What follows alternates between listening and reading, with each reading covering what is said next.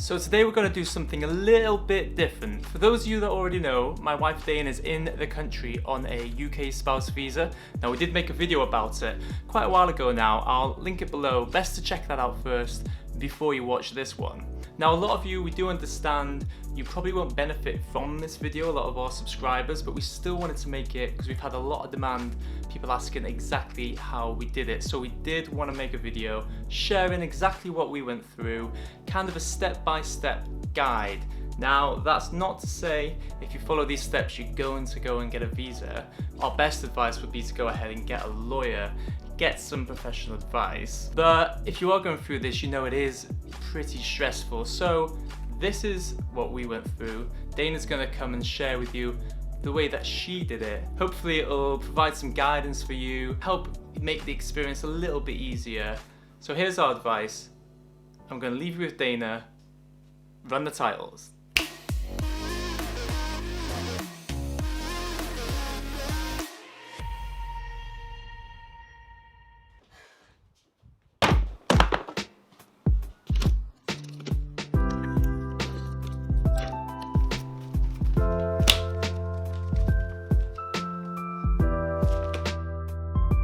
Hi, as Chris said, I'm just gonna take you through our process of getting this visa, basically step by step of what our lawyer emailed to us and all of our steps. So we're gonna go through this. It's gonna take a minute, but it'll be fun. This process is really difficult. I've spoken to a couple friends that are kind of on the same journey, and like, it's just nice to have someone else that, you know, understands what you're going through and like gets the process, and someone that you can like talk to and be like, what exactly did you do in this step, and you know, that kind of thing. So make sure if you have any questions, do drop a comment below and let us know, and we will help as best we can.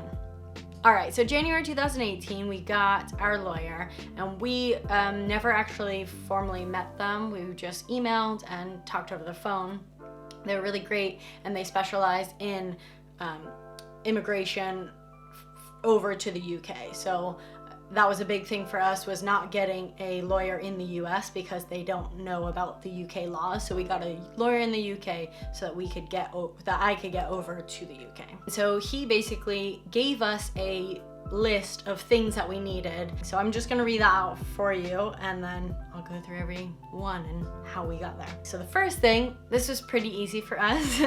We just needed my passport and a copy of Chris's passport. Easy, simple, everyone's got that, right? The next category is called the proof of relationship. So this is how Chris and I were proving that we were an actual couple in real life and not just like making this up for, I don't know why you do that, but we weren't making it up. So in order to prove that we were in a real relationship, you needed a couple things.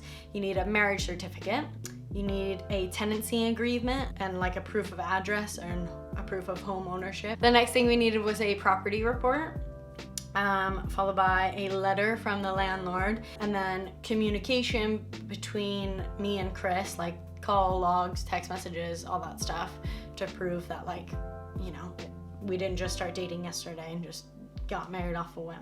And then photographs as well. So I thought it was a good idea to include like photos from our wedding in September, so it had like both of our families and things like that, to prove like we didn't just do this on our own, like people are here and they understand that we're together. So yeah, there is so much stuff, it's insane. How many papers are there? Like 1 billion. Oh, look at all of our old pictures. Oh, look at that. First date. First date? Eh? Eh? Oh, look at these, babe. It's like actual. When you sent me flowers. Aww. The wedding. So cute. The first wedding. Facebook official. Oh my god. Just, how do you even document hours and hours of texting and calling one another? Especially because we were together for our contract. It was like, I remember I had to look back, and it was like, you didn't talk to each other for like a month. And I was like, no, we did, because we were living together.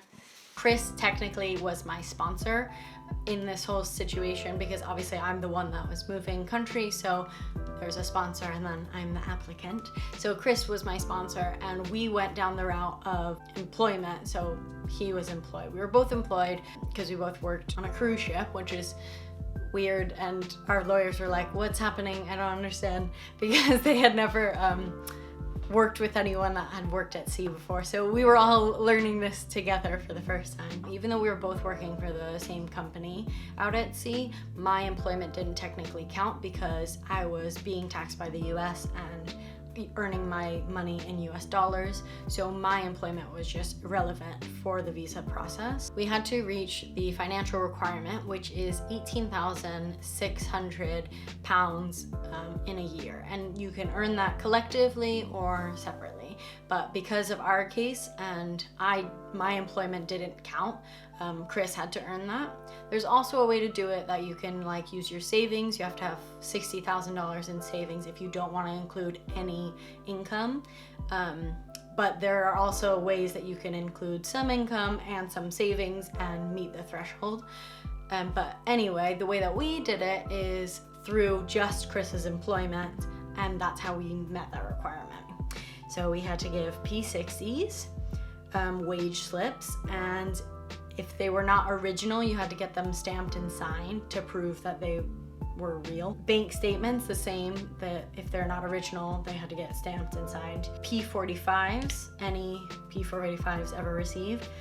And then finally a letter from your employer confirming the date that you started working, your annual income, the title of the job, the type of job that you have, whether it's permanent or temporary, and then the contract in general. All of those had to be in that letter, and the P45s, bank statement, wage slips, and P60s, all of that was included to prove that Chris was a viable sponsor for me so that I could come to the UK. Shablam. Look at all those stamps you've got. Wow. No, these are like cool. Wow.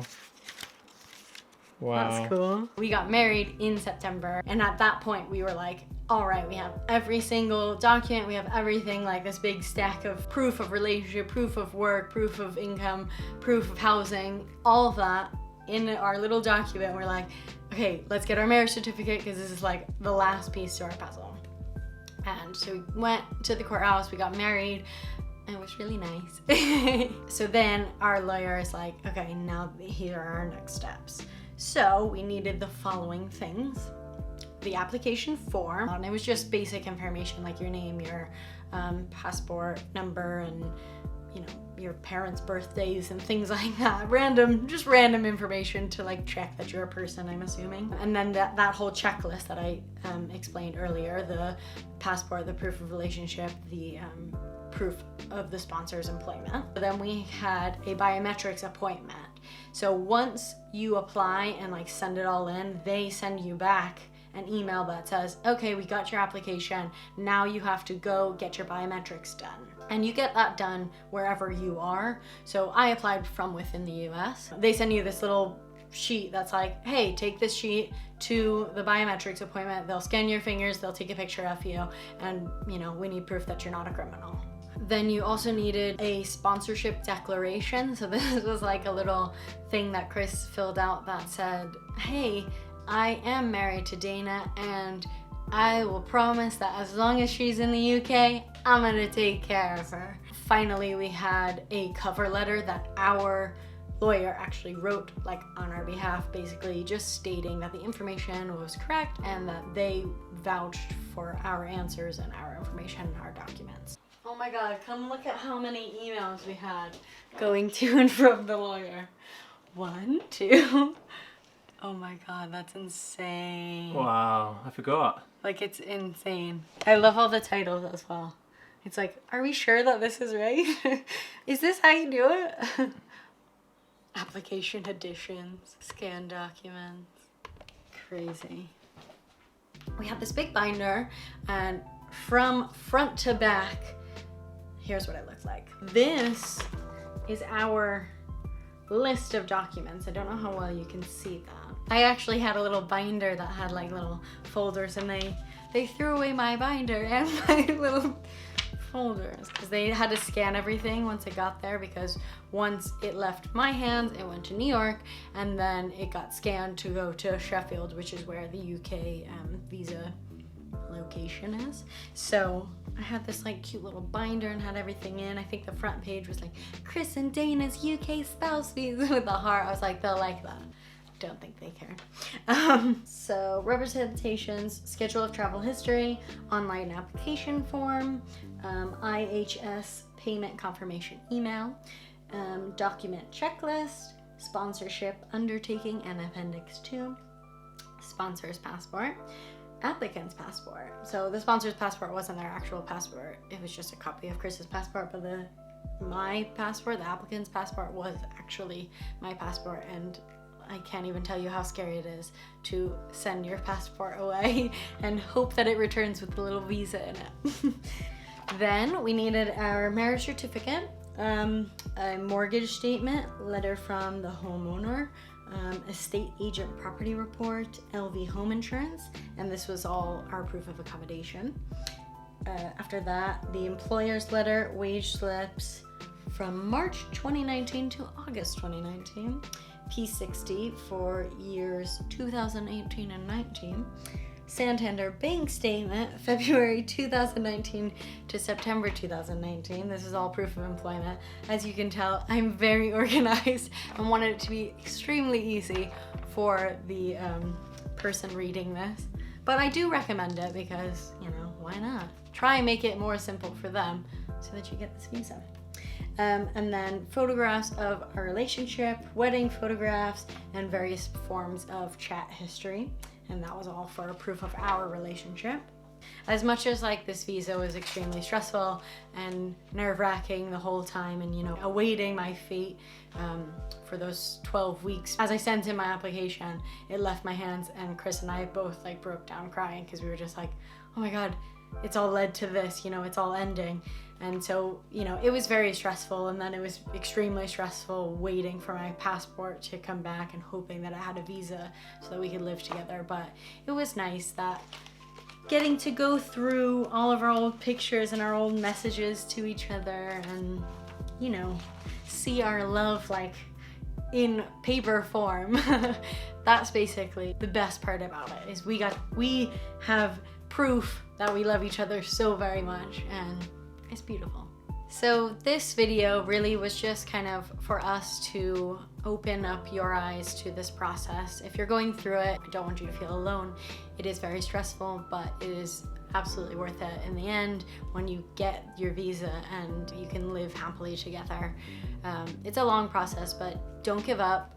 It's gonna be fine. You have support. I'm here for you. Chris is here for you. Make sure if you have any questions, comment below, and we'll try and answer anything that you have questions for, because we want to help you. We loved that we had a support system when we were going through this, and we want to be that for you. Subscribe to our channel and follow us on all of our endeavors that we are able to do because we have this amazing visa. Thanks for watching, guys.